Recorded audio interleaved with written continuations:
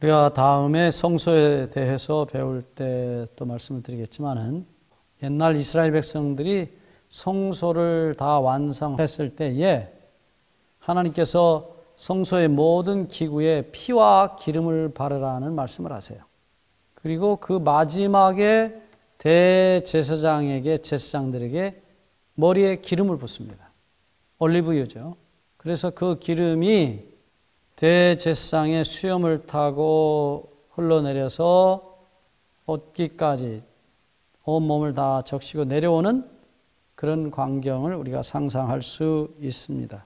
시편 133편 2절 말씀해 보면 하나님의 성령의 기름을 상징한 그 올리브 기름이 아론의 수염을 타고 옷깃까지 온몸을 다 적시고 흘러내려오는 것을 봅니다. 이것은 소위 아론을 위임하시는 제사장으로서 이제 드디어 하나님의 일을 하도록 맡기실 때의 위임식의 기름입니다.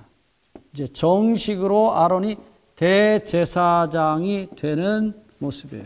이것은 분명히 대제사장이 성령의 기름을 받아야 된다는 사실을 구약은 보여주고 있어요.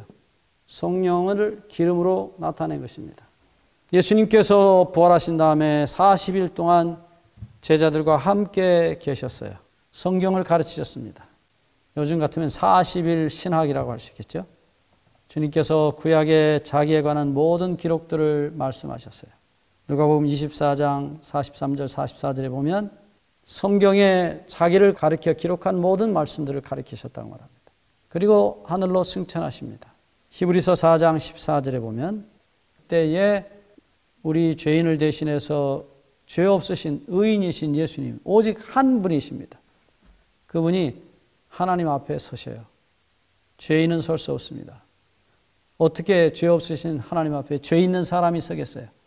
그래서 히브리서 기자가 1장부터 쭉 설명한 대로 거기에는 죄가 없으신 대제사장 되신 예수님이 서셔요.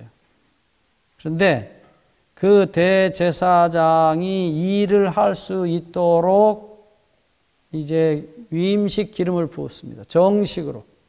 우리 목사님들도 정식 목사가 되기 전에 안수라는 걸 받아요. 그때 늘 하는 말이 있어요. 성령의 기름을 붓는다. 기름 부음 받은 자란 말이 그리스도란 말이고 메시아란 말이에요. 구약에는 왕이나 제사장이나 선지자가 성령을 받았을 때에 선지자가 되고 왕이 되고 제사장이 될 수 있었어요. 그래서 이 기름 부음을 받는다는 말은 성령을 받는다는 중요한 한 모형이었어요.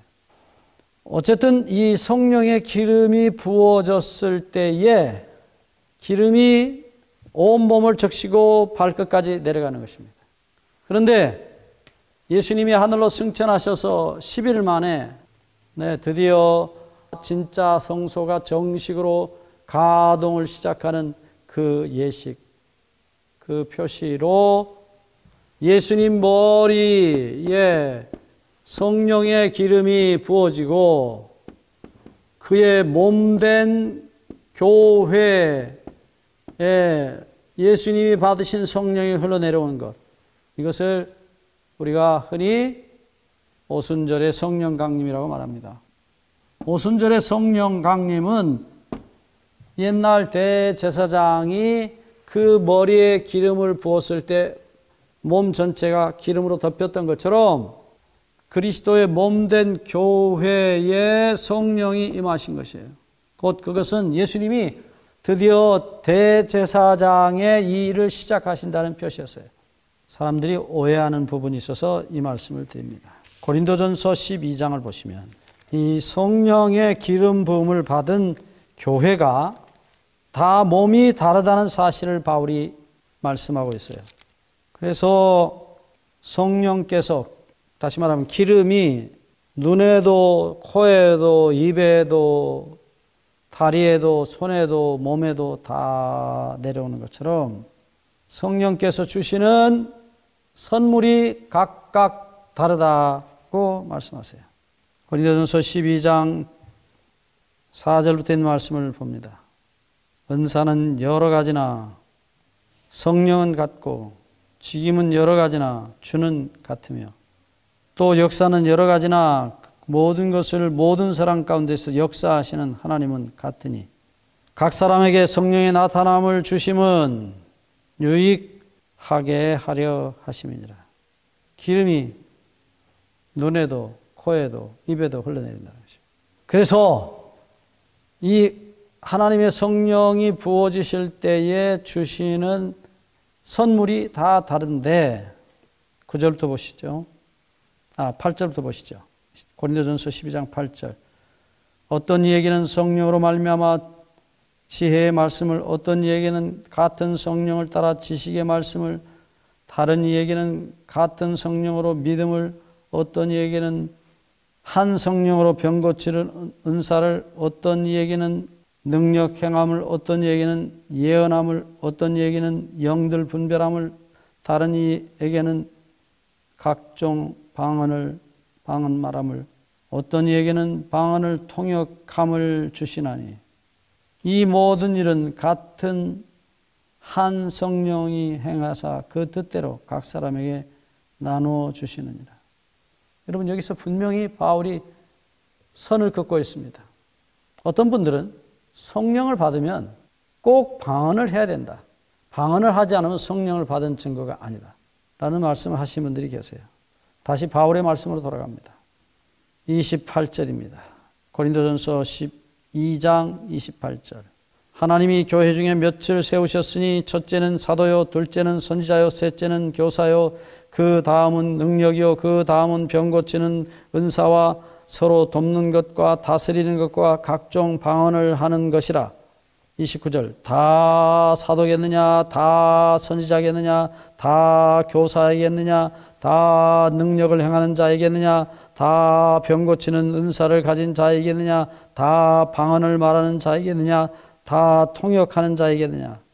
지금 바울이 말하고 있는 이 말씀대로 하면 다 눈이겠느냐, 다 코이겠느냐, 다 입이겠느냐. 우리 얼굴에 다 눈만 달려있으면 큰일 납니다. 밥은 어디로 먹을 것이며 숨은 어디로 쉴 것입니까? 그래서 여기 특별히 방언을 하지 않는 이상 성령 받은 증거가 아니라고 하는 말씀을 하는 분들은 이 고린도전서 12장을 다시 한번 보실 필요가 있어요. 이 방언에 대한 이야기는 조금 더 하겠습니다. 그런데 원래 방언이라는 게 생긴 유래를 보면 그것은 바벨탑 사건 때문에 생긴 것입니다. 노아의 후손들이 따뜻한 남쪽을 향해서 동쪽을 향해서 내려왔어요. 강물을 타고 내려왔습니다. 물이 없으면 살 수 없기 때문에.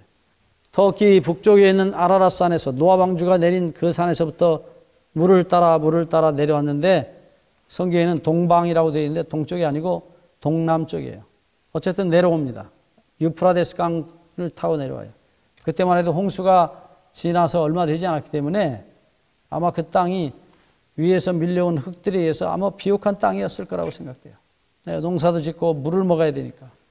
그래서 남쪽으로 내려오는 과정에서 이 바벨이라는 지방에 와서 우리 성경에는 시날 평지라고 되어 있어요. 이쪽 지역 이름입니다. 거기에다가 사람들이 집을 짓고 농사를 짓고 살기 시작했어요. 그런데 그 중에 창세기 10장 10절과 11절에 보시면 니무롯이라는 걸출한 영웅이 나타납니다. 그 사람의 전에 내려오는 그 그림과 이야기를 보면 정말로 사자를 맨손으로 때려잡는 그런 대단한 거인이었다고 그래요. 아주 키가 큰, 몸집이 큰 거인이었어요. 그래서 그를 대항할 존재가 없어요. 그래서 그가 하나님을 대적하는 도시를 건설합니다. 그 중에 중심 도시가 바벨이에요. 바벨론이에요. 왜 바벨론이라는 이름이 붙여졌느냐? 그 도시에서 하나님을 반역하는 우상을 만들고 하나님을 반역하는 탑을 만들고 하나님의 약속을 헌신자처럼 버려버리고 하나님을 짓밟는 행위들이 일어나기 시작했습니다. 하나님께서 물로 세상을 다시는 심판하지 않겠다는 약속을 믿지 않고 그들이 스스로 하늘에 닿는 신들의 세계로 가는 문을 만들겠다고 그들이 바벨탑을 지었어요. 그 바벨탑은 7층 탑이 원형입니다. 예, 토성 신전을 기초로 해서 그 위에 금성 목성 여러 신들의 신전을 그 위에다가 건축하고 건축했습니다. 각 층이 이 토성, 금성, 목성, 수성, 화성, 달, 그리고 해. 이것은 이 층의 순서는 다릅니다. 각 지방마다 다르기 때문에 우리가 그렇게 정할 수 없지만 일단은 이런 형태로 되어 있어요. 7층 탑입니다. 바벨탑. 이 신들, 금성, 목성, 수성, 화성, 달, 해. 이 7개의 신을 섬기는 신전들이에요. 귀신 모시는 사당입니다. 그래서 하늘 끝까지 닿아서 아무리 홍수가 와도 우리는 살아남는다. 하나님께서 홍수로 다시는 세상을 멸망시키지 않겠다는 하나님의 약속을 무시하고 짓밟아버리고 어떻게 하나님을 믿느냐고. 하나님을 반역하는 문화가 시작됐던 곳에서 다시 하나님께서 강림하셔서 이 성을 무너뜨리는데 그 방법 중에 하나가 뭐냐면 말을 달리하는 것입니다. 소위 방언입니다. 그래서 우리의 언어 꼭지를 전부 돌려놓는 거예요. 예, 이건 놀라운 사실입니다. 최근에 여러분들이 보도를 통해 보셨는지 모르지만 외국의 어떤 한 아이가 배우지도 않았는데 다른 나라 말을 그렇게 잘하는 겁니다. 그래서 저는 하나님께서 우리의 유전자 꼭지를 이렇게 돌려놓으셨다고 생각해요. 순식간에 외국어를 하는 것입니다. 여러분, 그래서 이 방언 때문에 이 성이 바벨탑이 더 이상 지어지지 못하고 무너집니다. 이때 생긴 게 방언이에요. 이것은 똑똑한 외국어입니다. 문법을 갖춘 외국어를 방언이라고 그래요.